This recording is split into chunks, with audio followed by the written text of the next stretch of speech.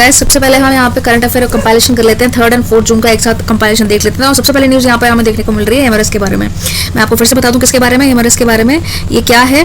ये high mobility artillery system है जिसको बोलते हैं मल्टीपल रॉकेट सिस्टम, जो आपने यूक्रेन और रशिया के, जी हाँ, उन्हीं की न्यूज़ में आपने ये देखने को मिला होगा। मल्टीपल रॉकेट सिस्टम जैसे आपको ये पिक्चर देखने को मिल रही है, रॉकेट सिस्टम है जैसे आपको दिख ही रहा होगा यहाँ, मल्टीपल रॉकेट सिस्टम। और ये क्या है? हाईली प्रिसिशन के साथ शूट आउट करता है, ठीक है, हाईली प्रिसिशन। और डिफेंस में आपको देखने को मिल रहा होगा कि जो बाइडेन ने रिसेंटली यूक्रेन की हेल्प के यूक्रेन डिमांड कर रहा था कि उनके पास एमआरएस नहीं था, whereas Russia multiple rocket system से ऊपर अटैक कर रहा था। लेकिन अभी यूएस ने भी रशिया को ये हथियार देने की, ये वेपन देने की, जो लंबी दूरी तक तो नहीं, इतनी लंबी तो नहीं, पर लेकिन एटलीस्ट 180 किलोमीटर, जो कि काफ़ी होता है एक कंट्री से बैठे बैठे, तो इतना ये एक क्रूशल रोल प्ले कर सकता है इनकी जो वॉर है उसमें, किसी भी प्रकार के वॉर में इनफैक्ट क्रूशियल रोल प्ले कर सकता है। इंडिया के पास भी है मल्टीपल रॉकेट सिस्टम, जो कि ऑब्वियसली हमने रशिया से टेक्नोलॉजी लेकर के बिल्ड किया हुआ था। सो अब जान लेते हैं जल्दी से जल्दी कि इसमें डिफरेंस क्या होता है। डिफरेंस किसके बीच में? Difference between missile and rocket and missile में क्या डिफरेंस होता है मैं आपको पहले बता दूं। जो रॉकेट होता है, जो आपका रॉकेट होता है, रॉकेट, और ये आगे मिसाइल। जो आपका रॉकेट है वो क्या है? सॉलिड फ्यूल मोटर पे उससे मतलब प्रोपेल होता है, ठीक है, और ये अनगाइडेड रहता है मोस्टली। वेयर एज अगर मैं बात करूँ मिसाइल की, तो ये काफ़ी एडवांस्ड रहता है फॉर्म इसका, और ये गाइडेड होती है और एडवांस होती है, जो कि मूवेबल फिन्स के द्वारा चले जाती है, जैसे मैं आपको दिखाऊँ अब। और दोनों के दोनों वेपन्स है। जैसे मैं मिसाइल आपको दिखाता हूँ, ये देखिए, जैसे आपको इसको फिन्स दिख रहे हैं, ये प्रिसिशन, गाइडेड प्रिसिशन के साथ इसमें अटैक किया जाता है। जैसे आपको दिख रहा होगा कि वॉर हाउस है, वॉरहेड भी इसके साथ लेके जा सकते हैं। और यहाँ फिन्स के इससे आसानी से मूवेबल उसको मूव किया जा सकता है, मतलब मूवेबल फिन्स इसको बोला जाता है। तो ये एक बेसिक डिफरेंस था किसके बीच में? रॉकेट एंड मल्टी गाइड, जिसको आप बोलते हैं रॉकेट एंड मिसाइल के बीच में, ठीक है। इसको कंफ्यूज नहीं होना। जनरली हम लोग उसको साइमल्टेनियसली हम एक तरीके से इसको एक ही वर्ड में बोल देते हैं, जो कि सही नहीं, थोड़ा सा डिफरेंस होता है इसमें, ठीक है। अब आपको क्लियर होगा। नेक्स्ट आर्टिकल हम देख लेते हैं जो कि न्यूज़ में था, एवल्शन के बारे में। किसके बारे में? एवल्शन के बारे में। अब आपको क्वेश्चन आया कि एवल्शन होता क्या है। मैं अगर बताऊं आपको, AVULSION, एवल्शन क्या होता है, इसका टेक्निकल टर्म क्या होता है? Means sudden cutting of land bye flood, ठीक है। सडन कटिंग एंड क्रैक्स पड़ जाते हैं लैंड पे बाय फ्लड नॉर्मली। तो इसमें होता है कि वो जो अपना कोर्स यहाँ से बह रही होती है, वो अपना कोर्स चेंज कर देगी। जैसे यहाँ से बह रही है तो हो सकता है यहाँ से बहना शुरू कर दे, जैसे कि आपको दिख रहा है उस ए डायग्राम में, आप देख रहे हैं यहाँ पे कि यहाँ से फ्लो कर रही है, और बी में आप इसको देखने को मिल रहा है कि अपना कोर्स रिवर ने अपना कोर्स चेंज कर दिया हुआ है। जूम आउट करके दिखा दूँ, और कहाँ से फ्लो करना स्टार्ट हो गया? यहाँ से। तो इसका कहने का मतलब क्या है कि अगर, और रिवर कोर्स चेंज क्यों करती है? अगर उसमें रिवर में, अगर मैं आपको बताऊं, अगर रिवर है, अगर रिवर में कम पानी है तो क्या वो अपना कोर्स चेंज करेगी? नहीं। रिवर तभी अपना कोर्स चेंज करेगी जब उसमें ज़्यादा पानी आएगा, ज़्यादा मटेरियल होगा, तो फिर वो अपना कोर्स चेंज करती है। और ये आपको ब्रह्मपुत्र केस इंडिया में स्पेशली देखने को मिलता होगा। ब्रह्मपुत्र रिवर जब फ्लड आता है उसमें काफ़ी पानी रहती है, मात्रा काफ़ी ज़्यादा रहती है, तभी वो अपना कोर्स चेंज कर लेती है। और ये एक रेयर फिनोमेना है जिसको मैं बोलूँ, एवल्शन ज्योग्राफी के पॉइंट ऑफ व्यू से बहुत इंपॉर्टेंट हो सकता है, प्री एंड मेंस बोथ, दोनों के लिए। ये एक बहुत रेयर फिनोमेना जिसका टर्म ये एवल्शन, इसका मतलब क्या होता है? इसका टर्म का मतलब क्या है? Sudden cutting. क्या है? Sudden cutting of land bye flood. और यहाँ पे आपको देखने को मिलेगा कि ये बहुत रेयर फिनोमेना है, तो इतना ओकेजनली होता नहीं है, इतना फ्रिक्वेंटली होता नहीं है, बट ऐसा साइंटिस्ट ने भी अभी तक देखा गया कि 1973 से लेकर के 2020 तक, 1973 से 2020 तक अगर हम बात करें तो बहुत सारी रिवर्स है, जैसे पूरे वर्ल्ड में येलो रिवर हो गई या मिसिसिपी रिवर हो गई यूएस में। तो ये देखा गया कि डेल्टा के पास आते आते वो अपना कोर्स चेंज कर लेती है, ठीक है। अब आप बोलोगे कि डेल्टा में तो आते, उससे पहले आपको पता होना चाहिए कि डेल्टा होता है, कि डेल्टा ये हो गया triangular डेपोजिशनल it's a land form, दिख रहा है ट्रायंगुलर शेप में कुछ इस तरीके से। समुद्र में गिरने से पहले रिवर्स डेल्टा बनाती है, और it's a डेपोजिशनल land form delta. ये आपको आई होप छोटे बच्चों की तरफ आपको समझाने की कोशिश करूँ, बेसिक लेवल से 6th क्लास, तो डेल्टा आपको क्लियर हो गया होगा। तो ऐसा देखने को मिला। अब मैं क्यों सुना रही हूँ, इसका एक रिलेवेंस है, मैं बताती हूँ किस हिसाब से अभी। और ब्रह्मपुत्र के अलावा कोसी भी, जिसको ब्रह्मपुत्र आपको पता होगा कि मजोली आइलैंड है, वो रिवर आइलैंड बनाती है। रिवर, जी हाँ, ब्रह्मपुत्र रिवर मजोली रिवर आइलैंड बनाती है, रिवर आइलैंड इसको बोलते हैं। वो भी तब जब बहुत रिवर में जब पानी आ जाएगा बहुत सारे, सपोज ये आइलैंड है, जब रिवर में बहुत पानी आ जाएगा तो ये इसको चारों तरफ से मतलब एक आइलैंड की तरह दिखता है, इसको बोलते हैं Majuli river island, created by Brahmaputra river. अब इसी की तरह एक और रिवर है इंडिया में, इसको बोलते हैं सौरव बिहार। आई होप सबको पता होगा किसको बोलते हैं, रिवर कोसी को, ठीक है। क्यों बोलते हैं? क्योंकि फ्लड आया था, फ्लड की वजह से अपना कोर्स चेंज कर देती है, और रिवर में काफी पानी होता है, और एज अ रिजल्ट वो फ्लड लाइक सिचुएशन क्रिएट हो जाती है, तो उसको सौरभ बिहार भी बोला जाता है, किसको, कोसी को। अब रिसेंटली ब्रह्मपुत्र से रिलेटेड 2016 में क्वेश्चन आ चुका है एग्जामिनेशन में, यूपीएससी में एग्जाम में क्वेश्चन आया था 2016 में। उसमें पूछा गया था कि ब्रह्मपुत्र की ट्रिब्यूटरी बताइए कौन सी है। इसलिए मैं आपको बोल रही हूँ जब आप पढ़ते हैं तो इन डेप्थ आप उसको पढ़ लिया करें, अच्छे से पढ़ा करें। और ये प्री एंड मेंस दोनों के लिए होगा। तो ब्रह्मपुत्र में ऑप्शन वहाँ पे दिए गए थे, दिव्यांग सबको पता ही है, बी ऑप्शन जैसे लोहित, ये भी सभी को पता है। लेकिन जो तीसरा ऑप्शन था केम, KAMENG, उससे रिलेटेड उनको डाउट हुआ। तो और डी ऑप्शन था कि ऑल ऑफ दी अबव, उसका right answer all of the above. तो इसलिए आप जब रिवर को पढ़े तो उसके ड्रेन, कोर्स, सब कुछ उसके बारे में अच्छे से जान, इस तरीके से पढ़ाई करनी चाहिए, ठीक है। तो चलते हैं आगे नेक्स्ट आर्टिकल की तरफ, जो है आपका नेपच्यून और यूरेनस के ऊपर। नेपच्यून और यूरेनस, आप बोलोगे इन दोनों से नेपच्यून कौन सा है, यूरेनस कौन सा है, ऐसे देखने में तो दोनों एक जैसे लगते हैं। जी हाँ, बिल्कुल एक जैसे लगते हैं। उसका कारण क्या देखने का मैं बताती हूँ अभी आपको, लेकिन आपको मैं यहाँ पे मार्क कर दूँ एक तरीके से, ये मैं एन मार्क कर रही हूँ, मतलब नेपच्यून होगा, यू से मतलब यूरेनस। तो ये नेपच्यून जो है, इस हेज इसमें बहुत रोल प्ले करती है दोनों ही प्लैनेट्स के कलर डिस्ट्रीब्यूशन में। कैसे, दोनों है तो ब्लू, बट ये डार्क ब्लू है और ये लाइट ब्लू है। हेज मतलब धुंध। जो यहाँ पे क्या है, इसके पार्टिकल्स हैं, इसकी जो एरोस्पेस है, एरोस्पेस मतलब एरोसोल, सॉरी, जो इसका एटमॉस्फेयर जो ऊपर का होता है, एरोसोल बोलते हैं उसको, एरोस्पेस में एरोसोल। तो वहाँ पे क्या मीथेन के जो कण है, ठीक है, मीथेन गैस के जो कण है, कंडेंसेशन कूल डाउन होकर के ऊपर की क्या होता है कि वो कंडेंसेशन से कूल जाता है, ज़्यादा टर्बुलेंट यहाँ पे आपको जो इनका एरोसोल एटमॉस्फेयर तरीके से वो देखने को मिलेगा। और इसलिए जो लेयर है यहाँ पे आपको ज़्यादा ब्लू देखने को मिलती है और यहाँ पे लाइट ब्लू देखने को मिलती है। ये आपका थोड़ा सा एक न्यूज़ में था, तो आप फर्क दोनों में देखने से इतना पता अभी तो आपको लग रहा होगा, लेकिन दोनों के दोनों ब्लू कलर में है। एक ज़्यादा ब्लू है, डार्क, इसमें मीथेन का मैंने आपको रीजन बताया, ये डार्क ब्लू है, ये नेपच्यून एंड ये यूरेनस। आई होप आपको क्लियर हो गया होगा ये। अब जल्दी से इसमें आगे हम पढ़ लेते हैं इसका आगे सा, इन दोनों के अलावा जो नेक्स्ट आर्टिकल है वो डिस्कस कर लेते हैं। एक स्पेसीज है, ये कंटिन्यूसली ज्योग्राफी से रिलेटेड आ रहे हैं, साइंस टेक तो मैं नहीं बोलूँगी, बट ज्योग्राफी से रिलेटेड है या फिर एनवायरमेंट से रिलेटेड, ज्योग्राफी से रिलेटेड स्पेशली आ रहे हैं। अभी हमने पढ़ा रिवर के बारे में हमने बात पढ़ा, इसके सोलर सिस्टम के बारे में एक तरीके से, या प्लैनेट्स के बारे में अब हम पढ़ने जा रहे हैं स्पेसीज से रिलेटेड, ठीक है। तो देख लेते हैं। रिसेंटली उड़ीसा में, इंडिया में उड़ीसा में एक न्यू स्पेसी देखी गई है, एक न्यू जीव पाया गया है जिसको हम बोलते हैं, जो कि लेपर्ड की फैमिली से बिलोंग करता है, जिसका नाम है यूबिलिफेरस। प्रोनाउंस करना भी बहुत मुश्किल हो रहा है, EUBLEPHARIS इसका नाम है। और ये कहाँ पे पाई गई है, उड़ीसा में। मैं आपको इसकी पिक्चर दिखा देती हूँ, सो आपको क्लियर हो जाए। न्यूज़ स्पेसी है, हो सकता है न्यूज़ में है, ये हो सकता है आपको प्री में इससे रिलेटेड कुछ पूछा जा सकता है, ठीक है, कि ये रेप्टाइल्स की फैमिली से बिलोंग करती हैं या कौन सी फैमिली से बिलोंग करती है। तो आप उसकी पिक्चर देख के आपको ये क्लियर हो रहा होगा, ठीक है। अब बढ़ते हैं नेक्स्ट आर्टिकल की तरफ। अच्छे से देख लो इसको, ये सकता है कि पेंटेड है, जैसे इसकी बॉडी में पेंट किया हुआ, इसको पेंटेड करके भी बोला जाता है, तो इसको देख लो। चलो आई होप ये क्लियर हो गया। नेक्स्ट आर्टिकल की तरफ बढ़ते हैं। नेक्स्ट आर्टिकल आपका अगेन एनवायरनमेंट से रिलेटेड है, तो ये बहुत इंपॉर्टेंट न्यूज़ रहने वाली है, तो आप प्लीज़ ध्यान से पढ़ें। अभी है जो अभी लिख देती हूँ, इंडस्ट्री, ये है रिलेटेड इंडस्ट्री ट्रांजिशन डायलॉग चल रहा है, ठीक है, एक मीटिंग तरीके से आप बोल सकते हैं। इंडस्ट्री ट्रांजिशन डायलॉग चल रहा है, कहाँ पे, स्टॉकहोल्म में। कहाँ पे, स्टॉकहोल्म। और स्टॉकहोल्म आपको पता होगा कहाँ पे है, स्वीडन में है, ठीक है। तो यहाँ पे एक डायलॉग चल रहा है जहाँ पे डिस्कशन होगा कि जो COP27 है उसकी मीटिंग होने वाली है रिसेंटली, कहाँ पे, इजिप्ट में। उससे रिलेटेड यहाँ पे इन्वायरमेंट से रिलेटेड जो इश्यूज हैं, जैसे कि आपको दिख रहा हो कि नेट जीरो कार्बन एमिशन या पोल्यूशन फ्री, ये सब टॉपिक उसमें कवर किए जाएंगे, ठीक है।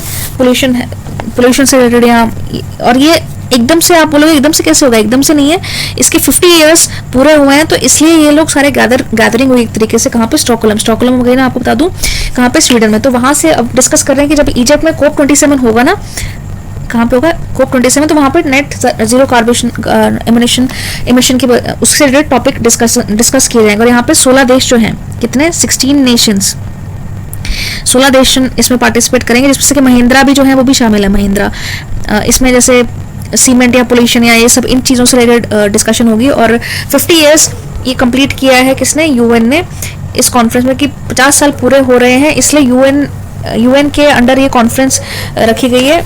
और जैसे आपको पता होगा कि COP27 पहला कहाँ पे हुआ था, तो आपको बता दूं मैं, ये हुआ था, मतलब पहला तो नहीं, मतलब, और 5 जून 1972 को ये शुरू किया गया था। और इसकी थीम क्या थी, और 5 जून को आपको पता होगा क्या होता है, वर्ल्ड एनवायरनमेंट डे। क्या है, वर्ल्ड एनवायरनमेंट डे। और मैं साथ ही साथ इससे रिलेटेड आपको एक भी टॉपिक बता दूं कि 5 जून वर्ल्ड एनवायरनमेंट डे 2022 जो है वो इस वक्त होस्ट कौन कर रहा है, स्वीडन में हो रहा है, स्वीडन होस्ट कर रहा है इसको। और जो आपका EPI है वो इंडिया में उसका रैंक, इंडिया का रैंक उसमें 180 है। तो इंडेक्सेस कुछ याद आपको रखने पड़ेंगे। EPI क्या है, इन्वायरमेंटल प्रोटेक्शन इंडेक्स, इसमें इंडिया की रैंक कितनी है 180, इसको याद रखना। और कहाँ पे कौन होस्ट कर रहा है इसको, स्वीडन अगेन, ठीक है। अभी आपको बता दूं कि इसकी जो स्टार्टिंग थी कब हुई थी, 5 जून 1972 को, जिसकी थीम याद रखना, थीम क्या थी, ओनली वन अर्थ। तो ये थीम थी इसकी, ठीक है, ठीक है, क्लियर। कहाँ पे होगा ये, इजिप्ट में होगा, COP27। और अभी कहाँ पे, अब बोलोगे अभी क्या हो, तो अभी जो इसका क्या नाम है, इंडस्ट्री ट्रांजिशन डायलॉग चल रहा है, जिसमें कि महिंद्रा भी शामिल है। पोल्यूशन को कंट्रोल करने से रिलेटेड सारे टॉपिक डिस्कस हो रहे हैं। कहाँ पे, स्टॉकहोल्म स्वीडन में, ठीक, क्लियर। और एकदम से नहीं हो रहा है, 50 साल पूरे हो रहे हैं यूएन के अंडर, यूनाइटेड नेशन के अंदर क्लाइमेट चेंज, तो ये डिस्कशन जारी हो रहा है, ठीक है। आई होप क्लियर हो गया। नेक्स्ट टॉपिक है आपका सोलोगामी से रिलेटेड।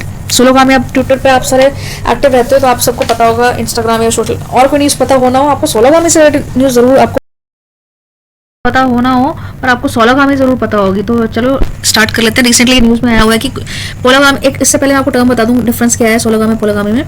तो पोलोगामी होती है कि एक से अधिक शादियां, ठीक है। जैसे कि पोलोगामी पुराने जमाने के महाराजा एक से अधिक विवाह करते थे, ठीक है। तो एक से ज़्यादा उनकी वाइफ्स वगैरह होते थे। वही आपको मुस्लिम उसमें इस्लाम में भी आपको देखने को मिलेगा कि एक से ज़्यादा अभी भी हैं। तो इसी तरीके से यहाँ पे क्या, अभी आपको वो था टर्म पोलोगामी, लेकिन यहाँ पे आपको देखने को मिल रहा है सोलोगामी। सोलोगामी का मतलब क्या है, एकल विवाह, ऑटोगामी में इसको बोला जाता है, ठीक है। एकल, अपने आप से खुद ही शादी, एक ही।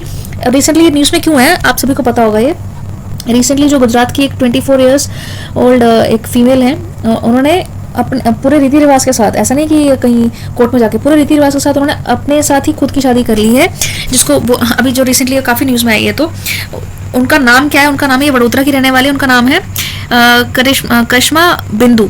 अब मैं शक्ल दिखा दूँ, आप उससे याद रखना। जैसे इन्होंने बिंदी लगाई हुई है तो बिंदी से आप इनको याद रखना कि बिंदु कहाँ की है, वडोदरा की। और ये ट्रेंड इंडिया में फर्स्ट केस है, इंडिया में ये क्या है, फर्स्ट केस है। लेकिन यूएस में, वेस्ट की अगर हम बात कर लें तो यूएस में सबसे पहले केस कहाँ पे आया था, यूएस में आया था। और कब आया था ये, 1993 में ये फर्स्ट केस आपको देखने को मिला होगा सोलोगामी का।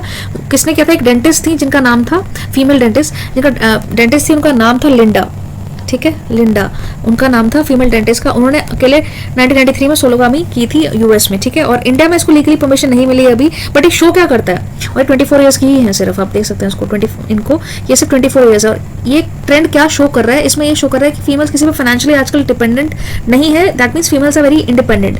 तो सोसाइटी के पॉइंट ऑफ व्यू से सोशियोलॉजी जो यूपीएससी के एग्जाम में आप देखने को मिलेगा, एसए से भी रिलेटेड इसमें टॉपिक कवर हो सकते हैं, ऐसे या पेपर 7 या उससे रिलेटेड, तो इसको देख लें आप, ठीक है। तो ये क्या शो करता है कि females are not dependent currently on male और फॉर इमोशनल सपोर्ट और फॉर देयर सर्वाइवल नाउअडेज, ठीक है। तो they can earn as well as they can finance themselves, ठीक है। फॉर अब वो किसी भी नीड से रिलेटेड हो सकता है, फाइनेंशियली भी दे कैन, बच्चे के आप बोलोगे बच्चे पैदा कर सकते हैं, तो अब वो मैंडेटरी नहीं रहा वो टाइम की that you have to do it, she can become mother. Sushmita Sen आप अकेला आप देख सकते हैं उसमें, वो बात अलग है कि उन्होंने सोलोगामी नहीं की, लेकिन फॉर यू कैन माँ बनने के लिए ऐसे नहीं कि अडॉप्ट भी कर सकते हैं ना, आईवी सिस्टम बहुत सारे, आईवी सिस्टम बहुत सारे हैं। तो ये ट्रेंड शो कर रहा है कि females are not dependent now. तो ये अच्छी बात है एक तरीके से कि वो फीमेल की अब सोसाइटी में थोड़ा सा चेंज आ रहा है और उसमें फीमेल्स को थोड़ा इंडिपेंडेंट तरीके से देखा जा रहा है, एक पॉजिटिव न्यूज आपको देखने को मिलेगी। अब बढ़ते हैं आगे न्यूज़ की तरफ, जो कि आपकी रिलेटेड है, आपकी स्पेस से रिलेटेड है, मिरर लिक्विड मिरर जो आपको टेलीस्कोप देखने को मिलेगा। लेकिन उससे पहले मैं बात कर लेती हूँ, यहाँ पे डिस्कस करना चाहूंगी कि आपको मालूम है कि 1 जून किस लिए सेलिब्रेट किया जाता है। 1 जून आपका मिल्क डे सेलिब्रेट किया जाता है। India, as we all know that India is rank 1 in milk production, तो ठीक है, इसको वर्ल्ड मिल्क डे के नाम से सेलिब्रेट किया जाता है। किसको, 1 जून को। डेट्स आप याद रख लें, और इंडेक्सेस मैंने आपको पीछे बताया था, इन्वायरमेंट से रिलेटेड बहुत इंपॉर्टेंट है। इंडिया का 180 रैंक है, किसमें दोबारा बता दूँ, जो इस बार EPI है, इन्वायरमेंट प्रोटेक्शन इंडेक्स, उसमें इंडिया का 180 रैंक है। और कौन होस्ट कर रहा था 5 जून ये इन्वायरमेंट डे 2022 इस साल का, स्वीडन होस्ट कर रहा था, ठीक है। तो चलिए डिस्कस कर लेते हैं यहाँ पे कि अच्छा आप बोलोगे कि इंडिया के बाद कौन है, इंडिया के बाद US है इसमें, तो ये कुछ डेटा है जो आपको पता होने चाहिए, ठीक है। तो आप डिस्कस कर लेते हैं, चलिए आगे बढ़ते हैं। नेक्स्ट टॉपिक है आपका स्पेस से रिलेटेड, जिसको आपको देखने को मिल रहा होगा, India's first international liquid mirror. Liquid mirror, जी हाँ, आपको सही सुनने को मिल रहा है कि लिक्विड मिरर। आप बोलोगे लिक्विड भी होता है मिरर, ये किस तरीके का? तो वो कुछ इस तरीके का कि लिक्विड मिरर यहाँ पे इसके जो आउटर कोर्स में लिक्विड यहाँ पे फिल किया होगा उसके यहाँ पे, और इसको जून और जुलाई में गवर्नमेंट ऑफ इंडिया ने जून एंड जुलाई में इसको सेटअप नहीं किया। रीजन क्या है कि हीट बहुत ज़्यादा होती है, तो वो इस स्फीयर में जैसे यहाँ पे लिक्विड फिल कर रखा है, लिक्विड से इसका जो ग्रेटियर है उसको फिल नहीं किया। तो इससे क्या है कि अगर धूप पड़ेगी बहुत ज़्यादा हो सकता है इसको डैमेज हो जाए, इसलिए सिर्फ 2 मंथ जून जुलाई में इसको बैन किया होगा। और ये सिर्फ इंडिया में है ये, लेकिन इंडिया मतलब इंडिया के देव उसमें है ये, लेकिन बता देती हैं इसमें दोबारा से। लेकिन ये पहला तो है, लेकिन इंडिया फर्स्ट इंटरनेशनल है, लेकिन इंडिया में इसका मतलब है कि इंडिया ने अकेले इंटरनेशनल है। इंडिया ने किस किस के मतलब हेल्प के साथ है, किस किस के साथ ये बनाया गया है, कौन कौन से देश इसमें शामिल है, तो इसमें है इंडिया के साथ साथ कौन कौन से एस्ट्रोनॉमर्स इसमें शामिल है मैं बता दूं। इसमें है बेल्जियम, ठीक है, बेल्जियम है इंडिया के साथ साथ, और कौन है, कनाडा भी इसमें शामिल है, ठीक है। बेल्जियम के हैं, इंडिया के हैं, कनाडा के हैं। तो इन एस्ट्रोनॉमर ने एक साथ बिल्ड किया है इसको, और कहाँ पे बिल्ड किया है ये, देवस्थल। देवस्थल आपको पता ही होगा कहाँ पे, नाम से पता लग रहा है, देवस्थल उत्तराखंड। उत्तराखंड के कौन से डिस्ट्रिक्ट में इन पर्टिकुलर अगर मैं पूछूं तो नैनीताल डिस्ट्रिक्ट में है, जहाँ पे आपको पहले भी एक टेलीस्कोप आपको देखने को मिला होगा, बट खैर उत्तराखंड में आपको पहले ही पता होगा। और ये किसके द्वारा बनाया, ये याद रखें कि फर्स्ट इंटरनेशनल कोलैबोरेशन भारत ने किया है। इंडिया में बना है बहुत अलग है, लेकिन इंडिया के कोलैबोरेशन के साथ बना हुआ है, ठीक है। और ये फुल्ली अक्टूबर में ये वर्किंग इसको बना दिया जाएगा। जून जुलाई में इसको बंद रखेंगे। रीजन इज बिंग कि हीट बहुत ज्यादा होती है कि उससे जो इसका यहाँ पे लिक्विड फिल है उससे कहीं डैमेज ना हो जाए। तो और ये किसके द्वारा बनाया गया, कौन सी एजेंसी के द्वारा बनाया गया, ARIES। इसका फुल नेम क्या है, आर्यभट्ट, याद रखना है इसको मैं बता रही हूँ, Aryabhatta research institute of observation science. तो ये इसका नाम है एरीज का, ठीक है।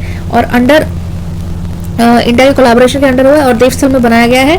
और ये करेगा क्या, बोलोगे बनाने का जरूर क्या, तो ये गैलेक्सीज जितनी भी गैलेक्सीज इसके ऊपर से गुजरेंगी ना, अब गैलेक्सीज तो नहीं गुजरेंगी, ऑब्वियसली अर्थ ही मूव कर रही है, रोटेट कर रही है, तो जितने भी गैलेक्सीज जब रोटेट करेंगे उस एरिया से निकलेंगे, या अर्थ जब रोटेट करेगी तो इसकी रोटेटिंग की उसी मिरर कैप्चर करेगा जो ये आपका लेंस है, लिक्विड लेंस। और ये फर्स्ट लिक्विड लेंस है। इनफैक्ट एशिया में भी ये सबसे बड़ा फर्स्ट लिक्विड टेलीस्कोप इसको बनाया है इंडिया ने। ये अभी आया न्यूज में सामने। इसका नाम क्या है, दोबारा से बना दो, international liquid mirror telescope. International है, इंडिया में बना है जरूर, लेकिन ये क्या है, इंटरनेशनल है। तो ये न्यूज बहुत इंपॉर्टेंट हो जाती है, और मैं आपको इसकी बेहतर है कि आप इसको देख ही लें, जो कि इंडियन एक्सप्रेस और उसमें आर्टिकल आया हुआ था, explain as India gets world's first liquid mirror telescope astronomy. तो ये कुछ ऐसा दिखता है, ठीक है। जैसे मैंने आपको बताया, इसको अगर ऐसे रखेंगे तो सेंटर में अगर मैं बात करूँ तो ये सेंटर में इसका लिक्विड फिलिंग होगी, ठीक है। तो अब नेक्स्ट हम मूव कर लेते हैं। IIM अहमदाबाद से एक रिलेटेड न्यूज़ है।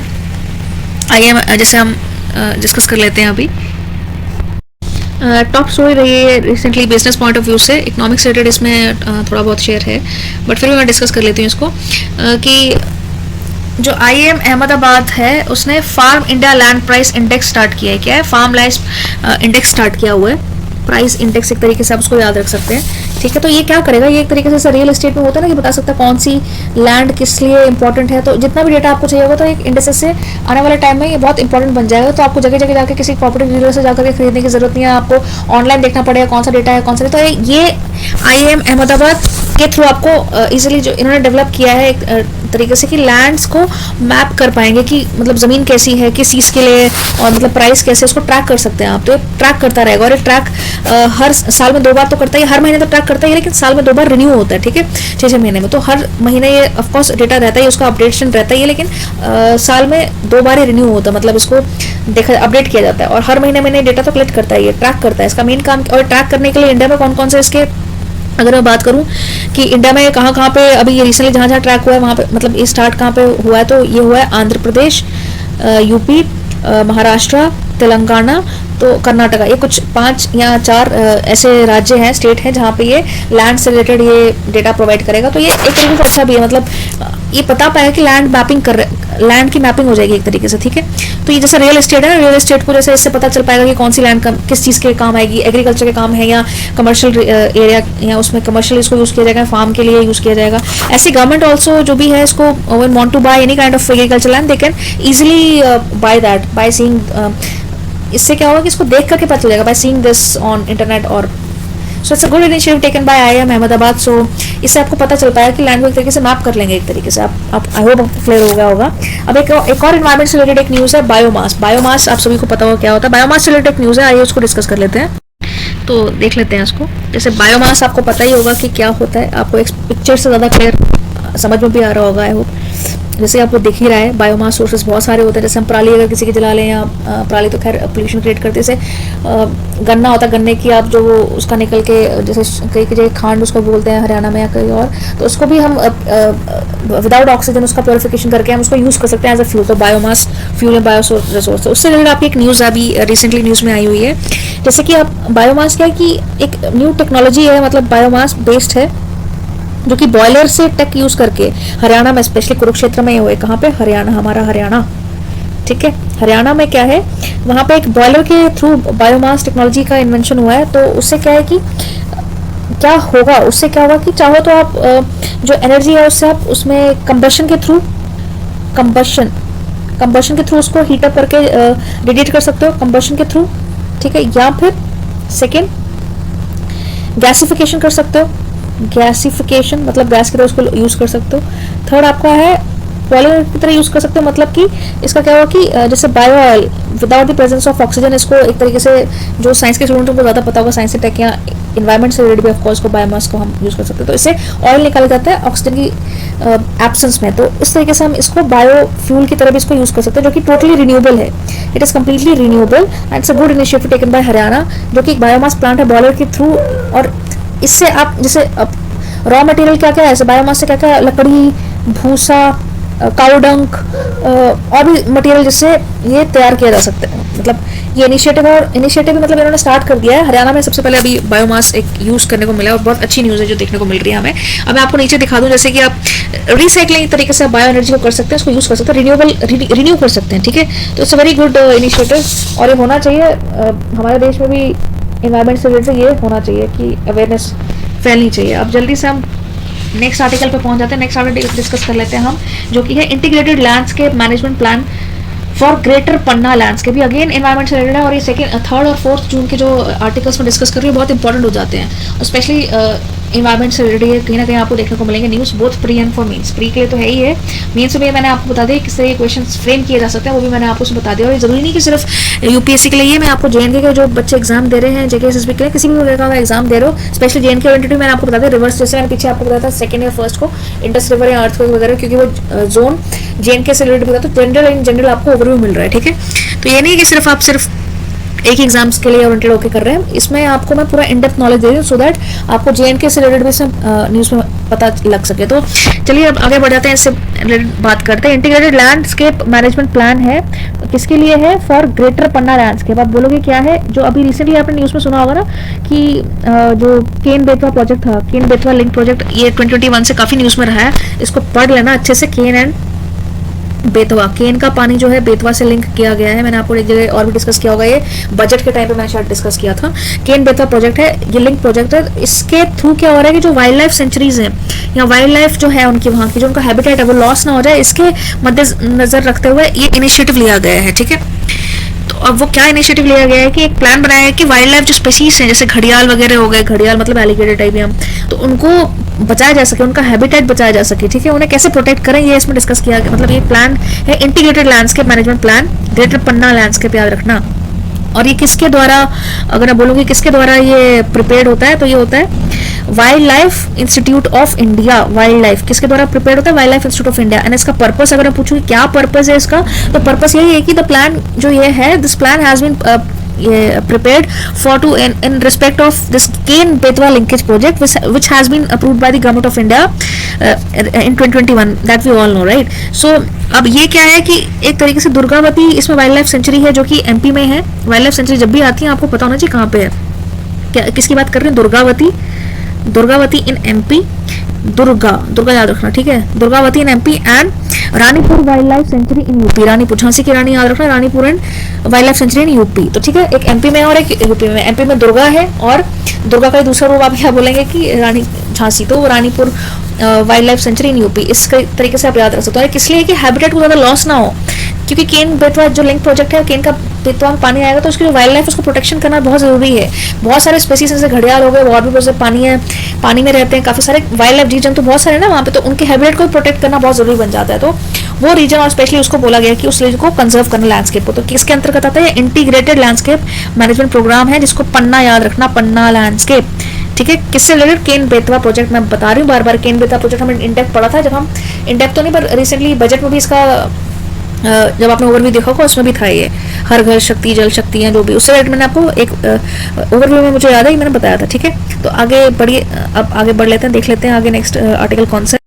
इतना सा है। अब आर्टिकल, नेक्स्ट आर्टिकल से जाने से पहले वो मॉनिटोरियम से रिलेटेड मैंने ई ट्रांजिशन मॉनिटोरियम है जो मैंने कल के न्यूज़ में मैंने डिस्कस किया था ई बुक से रिलेटेड, बट उससे पहले मैं आपको इसको जो हमारा पन्ना आर्टिकल है, जो पन्ना इंटीग्रेटेड लैंडस्केप मैनेजमेंट प्लान जो हमने पढ़ रहे थे, इसको integrated landscape management plan for greater Panna landscape, इसको पढ़ लेते हैं। केन बेतवा लिंक प्रोजेक्ट से रिलेटेड है कि जैसे स्पेसीज को नुकसान ना हो उसके प्रिजर्वेशन के लिए बनाया गया। ठीक है, तो और 2 वाइल्ड लाइफ सेंचुरी जरूर याद रखना, Durgavati wild life sanctuary in MP and Ranipur wild life sanctuary in UP. इनके हैबिटेट को प्रोटेक्शन करने के लिए, जो घड़ियाल है, जो बाकी वाइल्ड लाइफ सेंचुरी स्पेसीज है, उनको प्रोटेक्ट करने के लिए तरीके से बनाया गया। ठीक है, तो अभी किस कॉन्टेक्स्ट में बात हो रही है आप देख सकते हैं इसको, जैसे कॉन्टेक्स्ट है श्री पंकज कुमार जो है secretary department of water resource. ठीक है, वाटर रिसोर्स, ठीक है,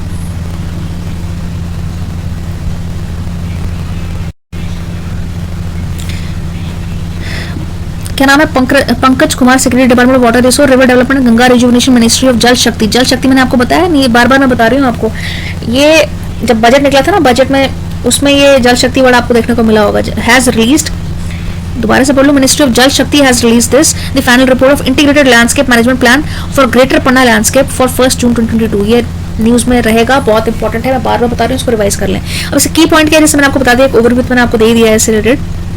की प्रोडक्ट क्या है कि this is a plan has been prepared in respect of the Ken Betwa link project by the wildlife institute of India, and it came up the details site specific inputs for the implementation of the proposed activities. The plan provide for better habitat, उनके रहने के लिए, habitat protection and management of flagship species such as vultures, tigers and घड़ियाल। याद रखना, vultures, tigers and घड़ियाल etcetera. ठीक है, उसके लिए इसको बनाया गया है, मैंने आपको बता दिया था, आपको समझ में आई थिंक आई गया होगा। आगे देख लेते हैं कि क्या है ये। The plan provides for better habitat protection management of flagship species such as vulture, tigers and the plan aims to holistically consolidate the landscape for biodiversity conservation and human well-being, especially in forest. The plan is expected to enhance tiger carrying capacity in the landscape by strengthening connectivity with the Naruda Wildlife Sanctuary and Durgavati Wildlife Sanctuary in MP। बार बार बता रहे हैं, Durgavati and Ranipur wild life sanctuary in UP. इनको आप अच्छे से पढ़ लो, मैं आपको बार बार ये आपको बता रही हूँ, इसको आप पढ़ लो, ये न्यूज़ में कहीं ना कहीं आपको इस रिलेटेड एग्जाम में क्वेश्चन आपको देखने को मिल सकता है। ठीक है, so this project will provide enormous benefit to the districts of, कौन से डिस्ट्रिक्ट को ये बेनिफिट देगा? Tikamgarh, Panna, Chhatarpur, Damoh, Shivpuri, Sagar, Datia, Vidisha and region of Madhya Pradesh, काफी सारे मध्य प्रदेश, जहाँ पे ऑब्वियसली जहाँ पे वाइल्ड लाइफ सेंचुरी वहाँ के एरियाज को करेगा, एमपी में करेगा, यूपी में करेगा। ठीक है, झांसी का एरिया, ललितपुर, उत्तर प्रदेश, तो ये सारे एरियाज। ठीक है, सो ऑन। अब नेक्स्ट आर्टिकल जो हमारा है आर्टिकल, वो है किससे रिलेटेड है आपका? ई ट्रांसमिशन मॉनिटोरियम। ठीक है, इसका मतलब क्या है मैं आपको बता दूं, पहले आप देख ही लें कि क्या है और क्यों न्यूज़ में है। क्या है ई ट्रांसमिशन, याद रखना, ई ट्रांसमिशन मॉनिटोरियम, ई ट्रांसमिशन मॉनिटोरियम। अब मॉनिटोरियम का मतलब क्या होता है, इसका मतलब मैं आपको बता दूं, मॉनिटोरियम का मतलब क्या है, ई ट्रांसमिशन मॉनिटोरियम। तो मॉनिटोरियम का मतलब क्या होता है कि रोक लगा देना एक तरीके से किसी के ऊपर। ठीक है, रोक लगा देना। बट यहाँ पे मैं एक चीज बता दूं यहाँ पे कि ई ट्रांसमिशन पे रोक नहीं लगाना है, इसका मतलब ई ट्रांसमिशन पर रोक नहीं लगाना है, बल्कि ई ट्रांसमिशन पर लगने वाले कस्टम ड्यूटी पर रोक लगाना है। मतलब ई ट्रांसमिशन हम एक जगह से दूसरी जगह ट्रांसफर कर रहे हैं, जैसे चीजें जा रही है, उस पर ट्रांसमिशन पर रोक नहीं है। ठीक है, लेकिन जो चीजें ट्रांसफर हो रही है उसके ऊपर जो कस्टम ड्यूटी लगेगी उसके ऊपर रोक लगाना है। ठीक है, तो ये मतलब इसका समझ में आ रहा है। बाद दोबारा से बता दूं कि ई ट्रांसमिशन मॉनिटोरियम, तो मॉनिटोरियम का मतलब होता है रोक लगाना, लेकिन यहाँ पे ई ट्रांसमिशन पर रोक नहीं है कि ई ट्रांसपोर्ट आप कर सकते हो, लेकिन जो उस पे गुड्स एंड सर्विस, गुड्स पे जैसे चीजें जो आएंगी उसके ऊपर जो आपको कस्टम ड्यूटी लगेगी उसके ऊपर ये कस्टम ड्यूटी पर रोक लगाने का कहने का मतलब है। ठीक है, तो इसको पढ़ लेते हैं, अंडरस्टैंड कर लेते हैं कि ये क्या है, किस तरीके से ये काम करता है। मैं आपको पहले बता दूं, उसका एक ओवरव्यू दे देते हैं एक तरीके से आपको कि ये क्या है, जिससे कि आपको थोड़ा आइडिया हो जाएगा किस तरीके से काम करता है और ये क्या है। So what is E transmission moratorium? एक तरीके से WTO जो मेंबर्स हैं, WTO ने क्या किया, मेंबर्स हैव अग्रीड, वो अग्री हुए कि not to impose custom duty on electronic transmission since 1998 से वो बोल रहे कि इलेक्ट्रॉनिक जो गुड्स ये ट्रांसमिशन है इस पर कस्टम ड्यूटी ना चार्ज की जाए, ऐसा मानना है WTO का। क्योंकि वो डेवलप्ड कंट्रीज को मद्देनजर देखते हुए स्टेप लिया गया है, जबकि जो डेवलपिंग कंट्रीज है उनको इससे नुकसान हो रहा है। क्यों नुकसान हो रहा है? क्योंकि मैं अब बता देती हूँ आपको। सबसे पहले आपको बताऊं कि इलेक्ट्रॉनिक ट्रांसमिशन में जैसे आप बोलोगे कौन कौन सी चीज़ें आती है, जैसे आपको ई बुक रीडिंग आपको मिलती है, मूवीज है, सीरीज है, सॉफ्टवेयर एक्सेट्रा या ई बुक हो गए जो कि एक देश से दूसरे देश में ट्रांसफर किए जा सकते हैं। तो जैसे अफ्रीका है और इंडिया है, कल को जहाँ पे इनका डिस्कशन होने वाला है वहाँ पे जाके इसको अपोज कर देंगे, देख लेना। इंडिया और अफ्रीका का मीटिंग होने वाली है, इसमें जाकर के इंडिया इसको अपोज करने वाला है। बोलोगे इंडिया क्यों अपोज करेगा? इंडिया अपोज करेगा क्यों? क्योंकि ट्रांसपोर्ट पर ये जो ई ट्रांसपोर्ट है वो, जैसे मैंने आपको बताया कि जो WTO है जो कि मेंबर है वो अग्री हुए हैं किस पे कि not to impose any kind of custom duty on electronic transmission. वो चाहते हैं कि इस पर ट्रांसमिशन पे इस पर ड्यूटी ना लगे। अब इससे हो रहा क्या है, अब इंडिया में जैसे वीडियो गेम्स वगैरह जो इंडिया का है डिजिटली डोमेन होते जा रहा है, ठीक है, तो डेवलप होते जा रहा है, तो वहाँ पे सॉफ्टवेयर हैं, गेम्स हैं, जो बाहर से इंडिया का होगा अगर इस पर ड्यूटी नहीं लगेगी, जैसा WTO का कहना है कि काफ़ी अब इंपोर्ट जो है इंडिया वो हो नहीं रहा, और हम क्या कर रहे हैं इससे जो हमें, और इसमें जो हमें ड्यूटी जो है हम वो लगा नहीं पा रहे, और इंडिया की इससे क्या हो रहा है, कंपनी को रेवेन्यू जनरेट नहीं हो पा रहा, तो इंडिया का एक तरीके से लॉस हो रहा है। इवन जो डेवलपिंग कंट्रीज है अफ्रीका लाइक, उनको भी ये लॉस हो रहा है। तो वो लोग क्या बोलने वाले हैं कि नेक्स्ट अभी जब कॉन्फ्रेंस इनकी होने वाली है वहाँ पे इंडिया इस पे इसका अपोज करेगा, ये आप देख लेना। तो अब आइए इसको किस कॉन्टेक्स्ट में, इसको आई होप समझ में आ गया होगा, उसको पढ़ लेते हैं। Again, WTO members had agreed not to impose custom duties on electronic transmission since 1998, and the moratorium has been periodically extended. बार-बार जो है ऐसा नहीं कि अभी एक्सटेंड करने, उसको अभी एक्सटेंड किया है, बार-बार इसको एक्सटेंड कर दिया जाता है since 1988 से। Successfully in Ministerial Conference MC, which is the highest decision-making body of 164 members of WTO organization, ठीक है। कितने members हैं इसमें? WTO के द्वारा बेसिकली मैं आपको बता दूं किया जाता है, और मैंने आपको दे दिया हुआ है। So the moratorium is an digestible products like photographic film हो गई, सिनेमाटोग्राफी होगी, printed games, software etcetera, video games, ये सब इसके अंदर आता है, ठीक है। किसके अंदर मैं बात कर रही हूँ, ये सब आपके ई ट्रांसपोर्ट के अंतर्गत आता है, ठीक है। तो इन 1998 ministry of second ministerial conference adopted declaration on global electronic commerce calling for this and क्यों इंपॉर्टेंट होता है, वाई न्यूज़ मैंने आपको रीजन आपको बता दिया हुआ, ठीक है। तो मॉनिटरिंग जो था 11th जो एक्सटेंड हो गया, अभी रिसेंटली जब मीटिंग होगी तो इंडिया इसको अपोज कर देगा, इन शॉर्ट मैं आपको बता दूँ, ठीक है।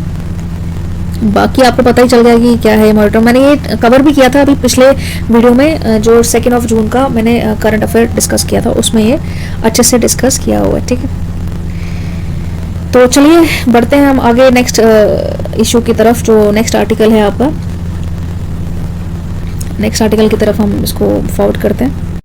तो आई होप ये समझ में आएगा होगा। नेक्स्ट आर्टिकल पढ़ने से पहले ई मॉनिटोरियम, ठीक है। मॉनिटोरियम का मतलब है कि इम्पोज करना। तो अब इंडिया को इसमें प्रॉफिट नहीं हो रहा था, और जितनी भी डेवलपिंग कंट्रीज को प्रॉफिट नहीं हो पा रहा था ना मॉनिटोरियम में ई ट्रांसपोर्ट। तो इसमें क्या है, इसका इक्वल लेवल प्लेइंग एक तो फील नहीं रहती, तो इससे क्या होगा, इक्वल लेवल प्लेन भी नहीं है, और यहाँ पर इंडिया इसका विरोध कर देगा। यहाँ पर 2022 में जो जून में ये रिसेंटली मीटिंग होने वाली जिनेवा में, कहाँ पे होगी, जिनेवा स्विट्जरलैंड में। याद कर लूँ, आपको बता दूँ इंपॉर्टेंट पॉइंट, जिनेवा स्विट्जरलैंड में इसकी मीटिंग होने वाली, जहाँ पे कि इंडिया अपोज कर देगा इसको, बिकॉज इंडिया को ज़्यादा प्रॉफिट नहीं हो पा रहा है डेवलप्ड कंट्रीज को एज कम्पेयर टू जो डेवलपिंग कंट्रीज है, उनको डेवलपिंग कंट्रीज को लॉस हो रहा है, डेवलप्ड कंट्रीज को प्रॉफिट हो रहा है। तो जो डेवलप्ड कंट्रीज है वो तो चाहेंगे नहीं कि ये 13 जो MC है यहाँ पे मीटिंग जो होगी वहाँ पे टेम्परेरी एक्सटेंशन उन्होंने दे दिया हुआ है इसको, और ऐसा इंडिया चाहता नहीं, और ये कस्टम ड्यूटी की जो रोक है उसको हटा दो, इस तरीके से इंडिया को, मतलब इस तरीके से बोलेंगे। और इंडिया को 500 मिलियन कितना लॉस हो रहा है मैं आपको बता दूं, 500 मिलियन का लॉस हो रहा है हर साल, एवरी ईयर, इमेजिन। तो इसलिए इंडिया इसका अपोज कर रहा है और करेगा, आई होप डेफिनेटली जो अभी मीटिंग होने वाली है उसका इम्पोज इंडिया करने वाला है। नेक्स्ट आपका आर्टिकल है इससे रिलेटेड, जो अभी न्यूज़ में आपको देखने को मिल रहा है, PM Shri school. PM Shri school से रिलेटेड आपको ये आर्टिकल देखने को मिल रहा होगा, जो कि न्यूज़ में था ये अभी, जैसे कि आपको दिख ही रहा है यहाँ पे। ये आपका न्यू एजुकेशन पॉलिसी NEP 2020 से रिलेटेड है। अब मैं इसको इन शॉर्ट आपको बता दूं कि पहले क्या होता था कि 10+2 सिस्टम था स्कूल्स का, बट अब क्या है, रिसेंटली क्या हो गया है, 10+3+3+4 हो गया है सिस्टम। अब 10th में मतलब 10th तो सॉरी 10th नहीं है यहाँ पे, 5+3+3+4। तो अब 5th में तक जब हम पढ़ेंगे वो फिर +3 मतलब 8th तक हो जाएगा, फिर उसके बाद जैसे मिडिल से 3 साल और फिर यूनिवर्सिटी लेवल की है। तो ये सिस्टम अभी हो चुका है मिडिल तक, मतलब 5+3+3+3। अर्लियर क्या था, 10+2 सिस्टम था, ठीक है। आई होप क्लियर हो गया होगा आपको। NEP से रिलेटेड है आपका।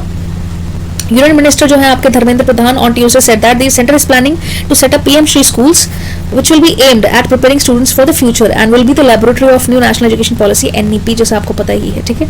नेक्स्ट आर्टिकल हम देख लेते हैं। इसमें कहने का मतलब क्या, न्यू एजुकेशन पॉलिसी के सिस्टम के थ्रू कि हम बच्चों को इस तरीके से गाइड करेंगे कि वो वोकेशनल एजुकेशन की तरफ भी ध्यान दे पाए, उनका ऑल राउंड डेवलपमेंट हो पाए, ठीक है। तो अब हम डिस्कस कर लेते हैं नेक्स्ट आर्टिकल जो कि है आपका प्रमोशन ऑफ MSME। ये आपने जब बजट पढ़ा होगा ना, मेरा बजट का मैं आपको लिंक दे दूंगी, यहाँ पे आई बटन आपको शेयर कर दूंगी, आप जाके बजट का एक बार ओवरव्यू जरूर देख लें 2022 का, पक्का उसको देखें ताकि आपको क्लैरिटी आ जाए। इन जनरल अगर आपको मेरी वीडियो नहीं देखनी, आप कोई भी वीडियो उठा करके अपना बजट जरूर देख लें। जो 2022 का बजट था उसके अंतर्गत बताया गया था कि MSME जो माइक्रो एंड स्मॉल है उनके लिए promotion of MSME in the north eastern region जैसे आपको पता ही होगा ये इंडिया है। तो इंडिया के नॉर्थ ईस्टर्न रीजन की अगर हम बात करते हैं तो वहां पे जैसे ये आपका मैप है, ये आपका इंडिया है, जैसे मैं आपको बताऊं ये आपका इंडिया आ गया, ठीक है। तो आपका नॉर्थ ईस्ट रीजन आपका कुछ ये वाला रीजन, तो जो ये वाला रीजन है यहाँ पे बहुत कनेक्टिविटी, यहाँ आपको इतना ट्रेड देखने को जनरली नहीं मिलता, और ये आपका सिक्किम है, ठीक है, ये सिक्किम है। तो आपके north east region and promotion किया जा रहा है वहाँ पे माइक्रो स्मॉल, आपको पता है स्मॉल स्केल इंडस्ट्री, यहाँ पे बैम्बू का काफी अच्छे से इस्तेमाल किया जा सकता है ईस्टर्न रीजन में, और भी बहुत सारी जूट एंड टेक्सटाइल इंडस्ट्रीज है, हैंडमेड इंडस्ट्रीज, छोटी इंडस्ट्रीज का भी यहाँ पे डेवलपमेंट किया जा सकता है, तो उसको अच्छे से बेनिफिट किया जाए। तो इस तरीके से सिक्किम में यहाँ पे जो अभी इंडिया की गवर्नमेंट है उन्होंने प्रमोशन किया, प्रमोशन ऑफ किसका, MSME in the north east region, and कहाँ पे, सिक्किम में हुआ है, ठीक है। तो आइए इसको हम देख लेते हैं। उससे पहले मैं आपको एक ओवरव्यू दे देती हूँ। यहाँ पे ओवरव्यू क्या है कि कहाँ पे किसके द्वारा किया गया है, ये पहली बात किसके द्वारा है। अगर मैं बात करूं कि अगर आप बोलोगे कि यहाँ पे किसके द्वारा किया गया, तो ये सेंट्रल सेक्टर स्कीम है, एक तरीके से क्या है, स्कीम है सेंटर के द्वारा, उसके अंतर्गत ये चेंजेस किए गए, प्रमोट किया जा रहा है Sikkim and north east region को। दोबारा बता दूं किसके द्वारा, आपको याद रखना है, तो आपका आंसर क्या होगा, सेंट्रल सेक्टर स्कीम, ठीक है। ये क्या करेगी, टू प्रोवाइड फाइनेंशियल सपोर्ट, क्या करेगी, सेंट्रल सेक्टर स्कीम है ये, एक तरीके से गवर्नमेंट स्कीम है, गवर्नेंस में आ सकता है, फाइनेंशियल सपोर्ट प्रोवाइड करेगी किसको, छोटे एरिया में लार्ज स्केल MSME या स्मॉल स्केल इंडस्ट्रीज को, फॉर इनहांसिंग द प्रोडक्टिविटी, किसके लिए, प्रोडक्टिविटी इनहांस करने के लिए। मैं दोबारा बता दूं, इनहांस करना फाइनेंशियली किसको, MSME को, किस रिलेटेड, प्रोडक्टिविटी, फाइनेंशियल सिस्टम दे रही है स्कीम, इनहांस कर रही productivity and competitiveness as well as capacity building of micro, small and medium enterprises, इसको बोलते हैं MSME in the area of Sikkim and north east, ठीक है।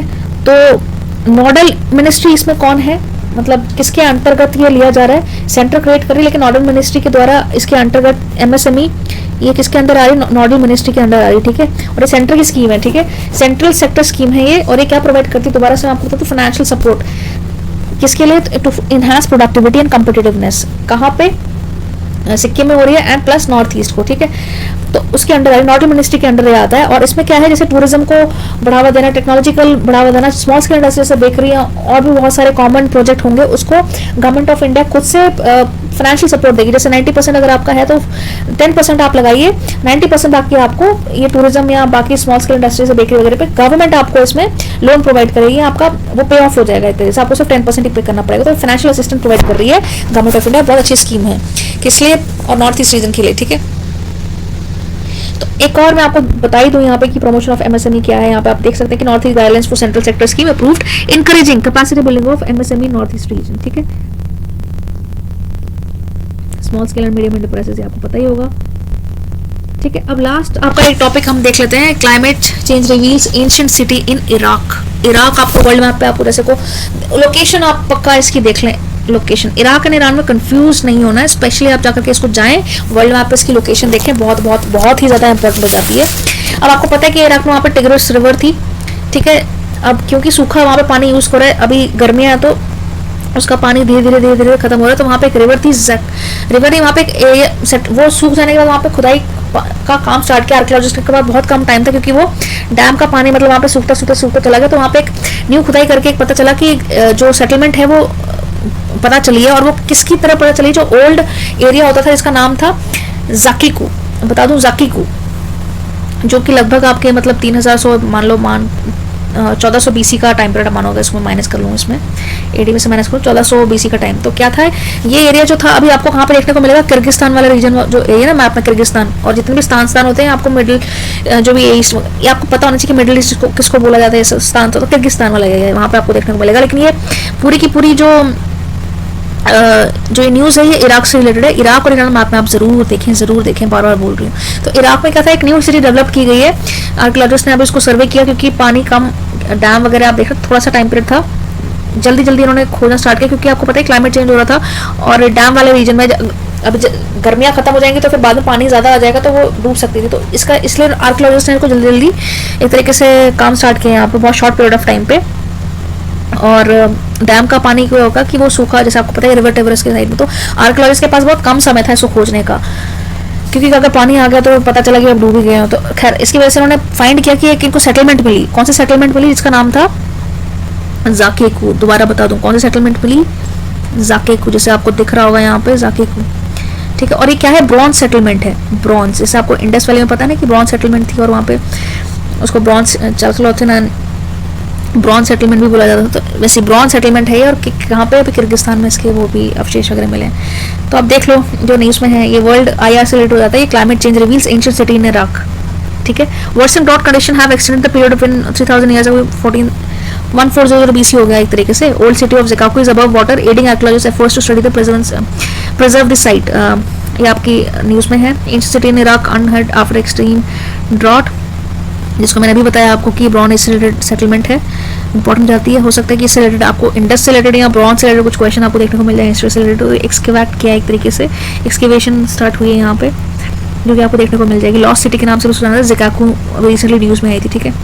तो ये था आपका एक कंपाइलेशन था। आई होप आपको समझ में आया हो। और यहाँ पे कुछ पॉटरी भी आपको देखने को मिल रही होगी यहाँ पे, आई होप आपको दिख ही रहा होगा। यहाँ पे कुछ पॉटरी है यहाँ पे जो देखने को मिल रही है, गुड कंडीशन में है। तो ये इसका आप आराम से इसको देख सकते हैं, ठीक है। सो इतना सा था sum up compilation. I hope आपको स्टार्ट कर लेते हैं विजन का 3 जून का जो आपका आर्टिकल्स थे कौन कौन से थे, मैं वो कंपाइल करके बताया जितने भी आपको अभी तक नहीं होंगे, क्योंकि मैं आपको दोबारा से बता दूँ न्यूज़। अब जैसे कि हमने डिस्कस किया हुआ मिनिस्ट्री ऑफ जल शक्ति के अंदर release integrated landscape management programme, आपको पता होगा ये तारा पन्ना जो मैंने आपको बता दिया, आप इसको देख लें। कौन कौन से प्रोजेक्ट थे? केन बेतवा लिंक प्रोजेक्ट, जैसे आपको देख ही रहा होगा यहाँ पे केन का बेतवा पानी और बुंदेलखंड रीजन जो आपको देखने को मिल रहा है, बुंदेलखंड वो है। और कौन कौन से दुर्गावती जो मैंने आपको डिस्कस किया अभी वो आपको मैंने डिस्कस कर दिया, तो आप इसको इसी वीडियो में रिपीट करके आप इसको देख सकते हैं। तो मैं इसको ज़्यादा है इंपॉर्टेंट है, इसको मैं बता रही हूँ एग्जाम पॉइंट ऑफ व्यू से बहुत इंपॉर्टेंट है। पर फिर नेक्स्ट टॉपिक में बढ़ते हैं अब हम, क्योंकि हमने डिस्कस कर लिया उसको। नेक्स्ट है new guidelines for central sector scheme promotion of MSME north eastern region and Sikkim provide. तो ये भी हमने आपको एक तरीके से डिस्कस कर लिया। 3 जून को न्यूज़ में था MSME के नॉर्थ ईस्ट रीजन, ये आप देख सकते हैं यहाँ से। गवर्नमेंट ने इनिशिएटिव लिया to promote MSME near so and so. अब तीसरा आर्टिकल हम डिस्कस कर लेते हैं। India sends diplomats team to Kabul for talks with the Taliban. ये बहुत इंपॉर्टेंट, आपने रिसेंटली न्यूज़ में भी सुना होगा। तो इंडिया ने अपने डिप्लोमैट सेंड किए कहाँ पे? Kabul for talk with Taliban, ठीक है। इस तरीके से क्यों है? एक ह्यूमन, अगर हम बात करें यहाँ पे इंडिया का कंसर्न क्या है यहाँ पे कि challenges to India's development humanitarian assistance because of Taliban approaches. अब इंडिया का खतरा यहाँ पे क्या हो जाता है कि इंडिया कोशिश करेगा कि जो आपके मिलिटेंसी है उसके ऊपर कंट्रोल किया जाए और उसके ऊपर प्रेशर बनाया जाए सो दैट मिलिटेंसी ना आ पाए आपकी काबुल में या तालिबान या अफगानिस्तान इन रीजन्स में, ठीक है। तो मेन पॉइंट इसमें डिस्कस कर लेते हैं कि India's development partnership with Afghanistan was driven by 5 pillars. कौन कौन से थे? Humanitarian assistance, infrastructure, economic development, connectivity and capacity building. लेकिन अभी भी इंडिया, कई लोग कह रहे थे कि इंडिया का इतना पैसा डूब चुका है अफगानिस्तान, लेकिन आपने सुना होगा रिसेंटली इंडिया ने गेहूं दिया और इंडिया के रिसेंटली अभी विजिट भी किया हुआ है इंडिया के डिप्लोमैट्स ने वहाँ पे। तो अभी भी ह्यूमैनिटेरियन असिस्टेंस के ऊपर बात हुई है, इंफ्रास्ट्रक्चर के ऊपर बात हुई है, इकोनॉमिक डेवलपमेंट के ऊपर बात हुई है, कनेक्टिविटी की बात हुई है, कैपेसिटी बिल्डिंग की बात हुई है। तो ऐसा नहीं कि इंडिया ने एकदम से वहाँ से हाथ खींच लिए हैं, ऐसा कुछ। अभी भी उनकी जो गवर्नमेंट आप देखने को मिले, चाहे वो तालिबानी है जैसे भी रूल करें, लेकिन उनको इंडिया के असिस्टेंस की जरूरत है, अभी भी आपको देखने को मिल रहा होगा।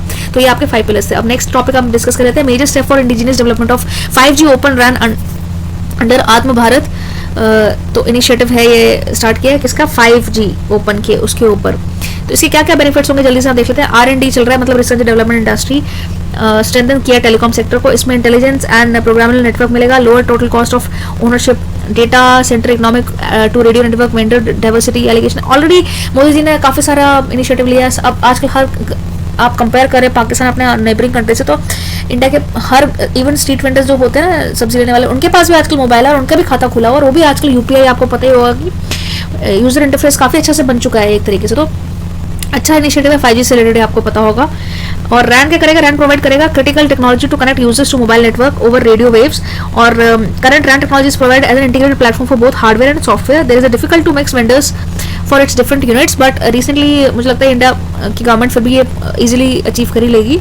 Idea of open RAN is to enable operators to mix and match components from different vendors, and Open RAN will create a multi supplier RAN solution that allows for the separation between hardware software with open interfaces. ठीक है. Center for Development of Telematch C. Network Private Limited so and so. ये 5G से related आपको article देखने को मिल जाएगा. एक और लास्ट टॉपिक है इसका, India Israel defence ministers help bilateral talk. India और इसराइल में उनके जो मिनिस्टर्स उन्होंने बायलैटरल मतलब दो देशों के बीच में ये टॉक हुई है.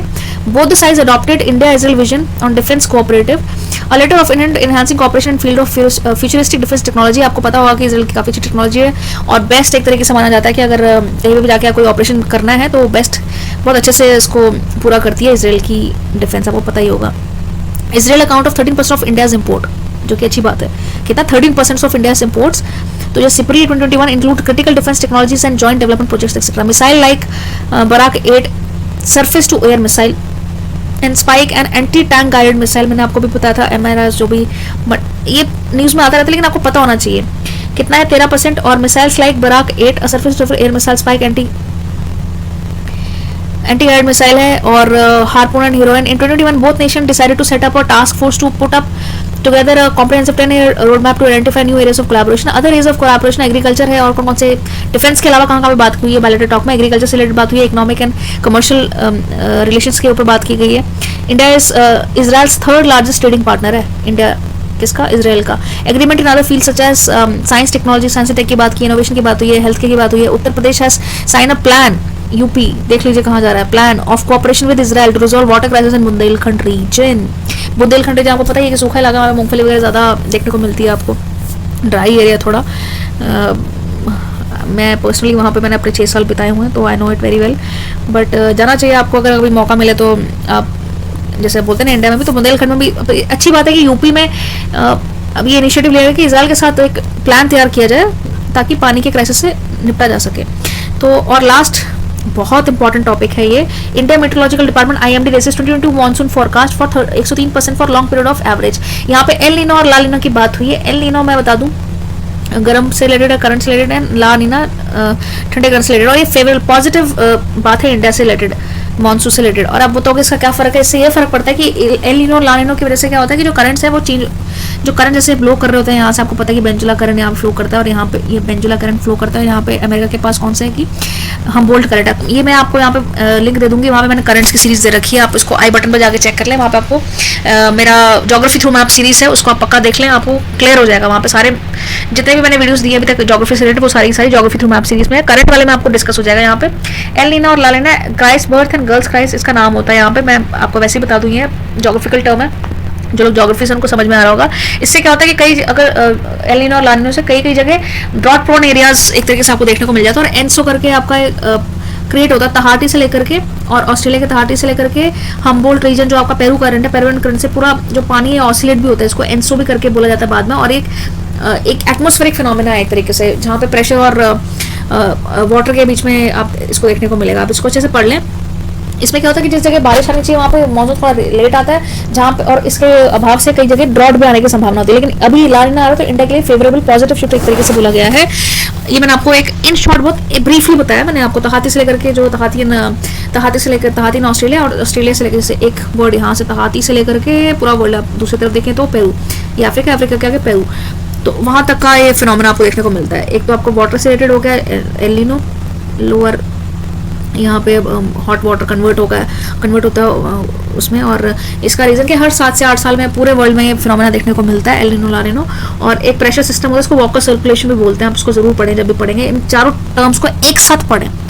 एल नीनो ला नीनो पढ़ने से नहीं होगा, आप एल नीनो में पढ़े, वॉकर सर्कुलेशन भी पढ़े, सदर्न ऑसिलेशन भी पढ़े. सदर्न ऑसिलेशन मतलब ऑसिलेट होना, यहाँ का पानी यहाँ पे जाना, और करंट के साथ इसको रेफर करके पढ़ लें. ठीक है, तो हम देख लेते हैं rainfall record of particular region of a given interval. इसका मतलब आपको शाब्दिक पर मैंने आपको पहले ही बता दिया, अब यहाँ पे फिर से बता दूं. ला नीनो का मतलब क्या होता है? Condition expected to prevail during intense stretch of monsoon in India.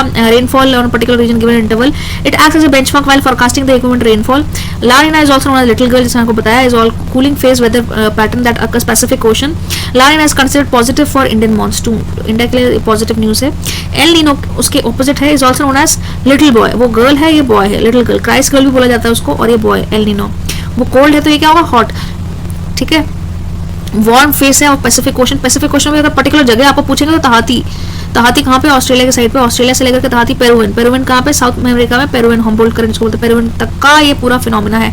एक तरीके से एक छोर से लेकर के दूसरे छोर तक पूरे वर्ल्ड एक तरीके से कवर ही हो जाता है इसमें, ठीक है। बहुत, और इस फिनोमिना से क्या होता है, और यहाँ पे भी आपको देखने को मिल रहा है टुगेदर एक साथ ला नीना एल नीना, ठीक है, कोल्ड हो गया ला नीना और एल नीनो कोल्ड, और ये सदर्न ऑस्ट्रेलिया एड्सो करके उसको बोलते हैं। इसके साथ आपको वॉकर सर्कुलेशन भी पढ़ना होगा, प्रेशर सिस्टम है उसमें सिर्फ प्रेशर सिस्टम चेंज होता है, वो ऐसे होगा, अगर ऐसे जा रहा है तो वो ऐसे इस तरीके से होगा, बस यही है। लेकिन पढ़े तो एक साथ पढ़े, बहुत इंपॉर्टेंट टर्म बन जाती है इससे। अच्छा, मैंने जैसे आपको बताइए है क्या, अब बेसिकली क्या है कि under La Nina the trade winds grow stronger, La Nina के अंदर जो ट्रेड विंड है वो स्ट्रॉन्गर होती है, कोल्ड होती है साथ में, और न्यूट्रिएंट रिच वाटर यहाँ पे आपको देखने को मिलेगा tropical Pacific. Cold water shifts rainfall pattern brings good rain in Southeast Asia, Australia etc.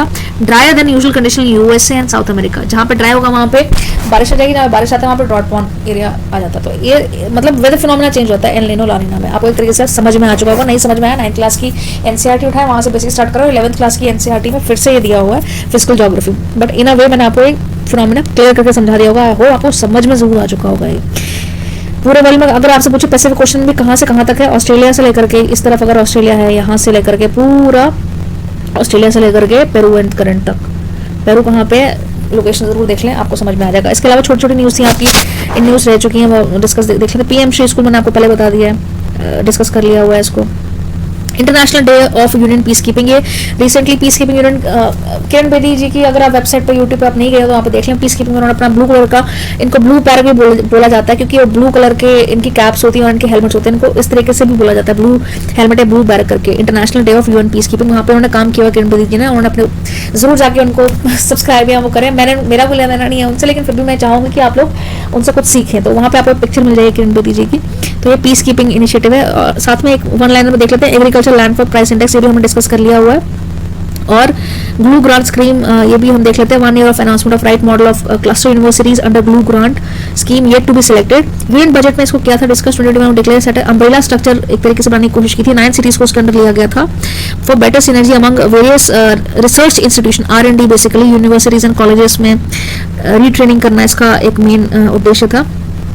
सो ये ऑल था स्टूडेंट से रिलेटेड, आप इसको पढ़ सकते हैं वन लाइनर में। फिर लिक्विड मिरर टेलीस्कोप, ये भी हमने डिस्कस कर लिया हुआ है। State of India's environment SOE, ये भी हम देख लेते हैं। और एक वन लाइनर में क्या है, इलेक्ट्रॉनिक स्किन, ठीक है। इंडिया ओरिजिन स्किन थी यहाँ पे, मतलब इंडिया ओरिजिन रिसर्च सेंटर ने यूके के साथ has created a skin, E skin साथ की, किसके साथ, यूक्रेन उसके साथ, यूके के साथ, ठीक है।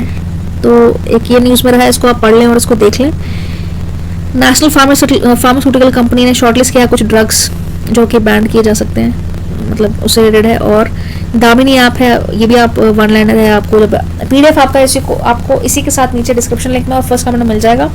दूसरा आप देख सकते हैं प्लेसेस इन न्यूज़, आपको देखने को मिल रहा होगा, आप देख सकते हैं। जियोग्राफिकल फीचर टर्की वगैरह ये सब आप देख लें, मैप में लोकेट करके बहुत इंपॉर्टेंट बन जाता है। यहाँ पे अफ्रीकन कंट्री वेस्ट मारूटियाना में, ये सब आप देख लें। तो ये था 3rd जून का। अब हम डिस्कस कर लेते हैं 4th जून का, जल्दी से क्विकली एक रिव्यू देख लेते हैं एक तरीके से। So let's start. 4 जून का आर्टिकल है। सबसे पहले आर्टिकल हम देख लेते हैं कि श्रेष्ठा क्या है, आपको देखने को मिलेगा। Ministry of social justice and employment launches scheme for residential school education for students in high schools in targeted areas like Shreshta याद रखना, श्रेष्ठा बार बार बता रही हूँ। High quality free residential education इसमें दी जाएगी फॉर पुअर मेरिटोरियस स्किल, जैसे आपके NVS नवोदय विद्यालय होते हैं उसी तरीके से, बट नवोदय विद्यालय गवर्नमेंट की है, यहाँ पे श्रेष्ठा स्कीम है एक तरीके से, ठीक है। एक स्कीम लॉन्च की हुई है, ठीक है। तो इसमें क्या होगा कि अप्रॉक्सीमेटली 3000 जो भी है विभिन्न स्टेट से UT से आपके जो कि होंगे, नेशनल एंट्रेंस टेस्ट इनको दिया जाएगा, इनको देना पड़ेगा, जो कि NTA कंडक्ट करवाएगी, ठीक है, नेशनल टेस्टिंग एजेंसी कंडक्ट करवाएगी। इनका ऑब्जेक्टिव होंगे to enhance the reach of the development initiative by the government, to fill the gap in the service deprived, जिनको SC जिनको सर्विसेज नहीं मिल पाती, बेटर स्कूल की फैसिलिटीज नहीं मिल पाती, उनका ये टारगेट रहेगा कि उनका बेटरमेंट की जाए, उनका डेवलपमेंट की जाए। Environment for socio economic upliftment of overall development of SCs and to provide access to high quality education of bring SC students. SC Shreshta याद रखना है, SC श्रेष्ठा, ठीक है। एलिजिबिलिटी क्या होगी इसमें, पेरेंटल एनुअल इनकम कितनी होनी चाहिए, 2.5 लाख पर एनम, इससे ऊपर नहीं होने, मतलब इसके लगभग। और प्रेफरेंस किसको दी जाएगी, स्टूडेंट्स हैविंग फिजिकल डिसेबिलिटी, जिनकी डिसेबिलिटी होगी फिजिकली, उनको ये इनकी एक तरीके से एलिजिबिलिटी है। School is existed for last for 5 साल के लिए। Boards result of school were more than 75% in class 10th and 12th for the last 3 years। Schools have adequate infrastructure for admitting additional SC students in class 9th and 11th, ठीक है। फिर implementing agency मैंने आपको जैसे आपको बता दिया, district administrative के द्वारा इंप्लीमेंट किया जाएगा। वॉलंटरी ऑर्गेनाइजेशन है, नॉन गवर्नमेंटल ऑर्गेनाइजेशन, एनजीओस वगैरह इसमें काम कर सकते हैं उनके द्वारा।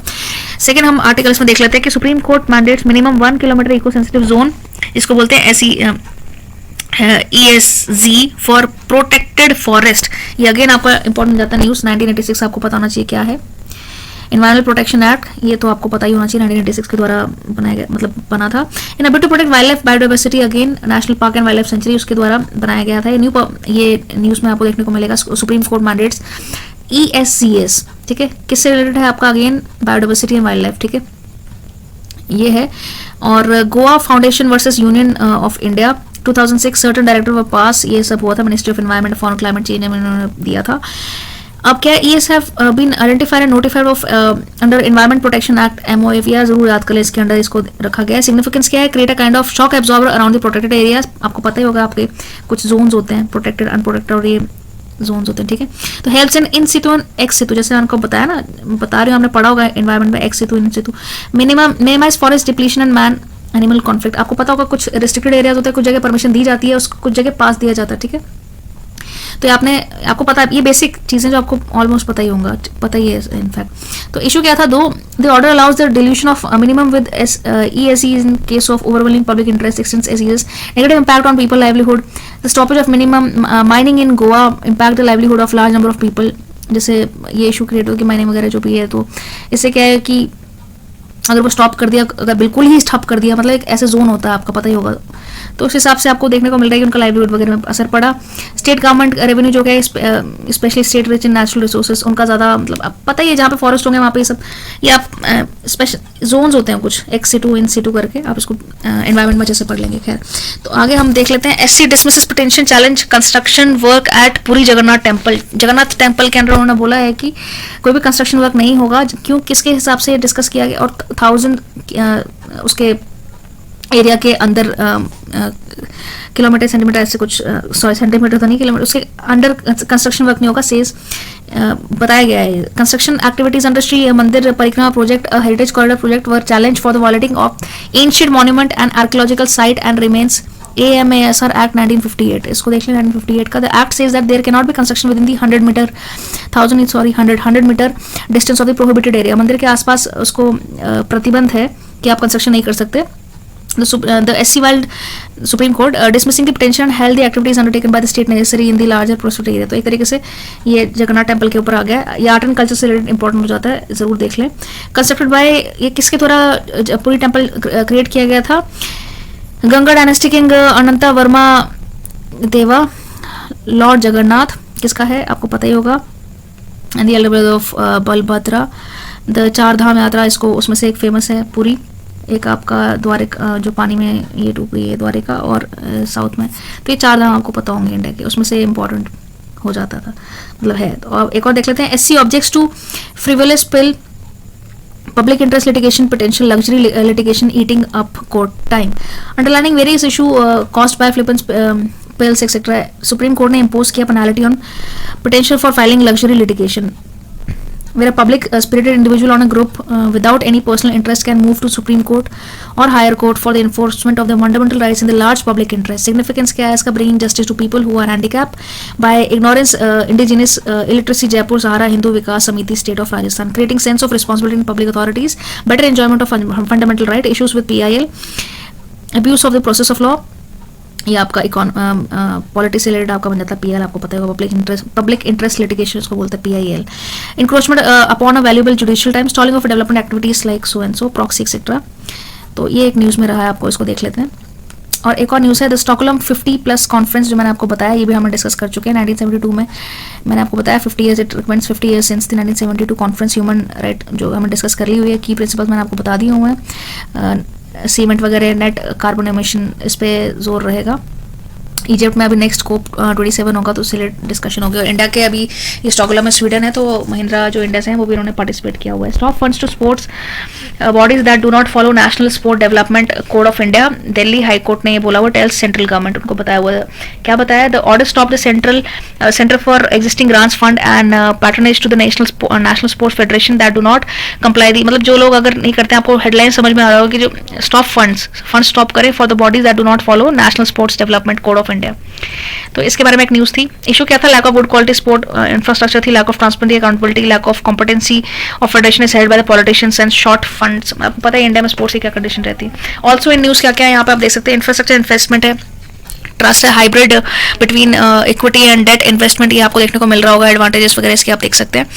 दूसरा आपको उड़ान देखने को मिल रहा होगा, रीजनल कनेक्टिविटी स्कीम उड़ान, उड़े देश का आम नागरिक, इंडियन एयरफोर्स के द्वारा ये हाइड किया, 7 लोकेशन बकोदरा, ये आप देख लें उड़ान, ठीक है। एक और न्यूज़ में है वन लाइनर में, ओवरसीज डायरेक्ट इन्वेस्टमेंट ओडीआई के बारे में बताया गया है, एलिजिबिलिटी कंपनी, ये सब है, आप एक्ट ऑफ पार्लियामेंट के द्वारा पास किया गया, एलएलपी पार, जो भी आप इसमें देख लें।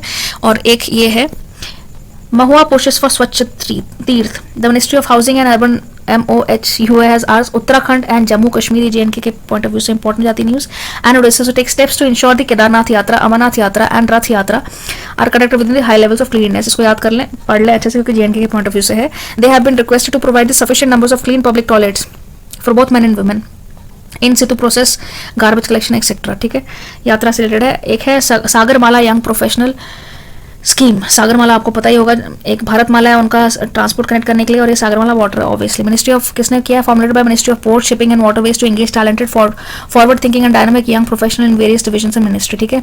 2 साल के लिए इसका टाइम पर एक्सटेंडेबल है। 25 से young professional will be hired in 2 years, 2 साल के अंदर ये हायर किए जाएंगे। एक और है ट्रैकिंग SDG 7 एनर्जी प्रोसेस है, जॉइंट रिपोर्ट है, किसके द्वारा बनाई गई है, WHO, USC एंड IADA भी आप देख लें, इंटरनेशनल एनर्जी एजेंसी के द्वारा। एक प्रधानमंत्री जीवा बीमा योजना, मैंने आपको पहले बता दिया, कल के 2 जून में मैंने डिस्कस कर लिया था प्रधानमंत्री बीमा योजना, और दूसरी भी इसके साथ थी सुरक्षा योजना, दोनों में फर्क था यहाँ पे, ठीक है। बीमा योजना में आपका बीमा योजना था जिसमें कि आपके बीमा था अप टू 2 लाख अराउंड, ऐसा कुछ था। जबकि सुरक्षा बीमा योजना में जो था, सुरक्षा बीमा योजना, उसमें आपको अगर कोई पैरालाइज हो जाते हैं, कुछ एक्सीडेंट वगैरह फैटल, तो उसमें आपको 1 लाख का इंश्योरेंस प्लस मिलता है लाइफ इंश्योरेंस के साथ, ठीक है। ये दोनों में डिफरेंस था, मैंने कल डिस्कस कर लिया था। Integration of Sanjeevani with ABDMD, national authority announce successful integration of Sanjeevani with flagship scheme Ayushman Bharat के साथ उन्होंने एक तरह की संजीवनी जो है कोलैबोरेट कर लिया हुआ है, ये भी न्यूज़ में रही है। और एक है आपकी सांझी पेंटिंग्स आप देख लें, ये आर्ट एंड कल्चर से बहुत इंपॉर्टेंट हो जाता है। Indian PM during an quad meeting gifted his US counterpart Sanjhi painting, PM को क्वाड मीटिंग में ये गिफ्ट मिला है। The painting flourish the Vardhaman Uttar Pradesh during 15th century, ये बहुत न्यूज़ में रहा था। The term Sanjhi is derived from the sanjh और डस्क मतलब शाम का टाइम है, sanjh is related to the practice of making rangoli temple in dusk, तो ये याद रख लें, ये इंपॉर्टेंट हो सकता है। So that's all, I hope आपको समझ में आ गया होगा। डू सब्सक्राइब माई चैनल, एक वीडियो बनाने में बहुत टाइम लगता है। मैं आपको यहाँ पे कॉर्नर में बजट के रिलेटेड आपको आई बटन दे दूंगी, वहाँ पे आप बजट जरूर, इसका ओवरव्यू जरूर देखें। That's all, signing off MJ, bye bye, good night, take care.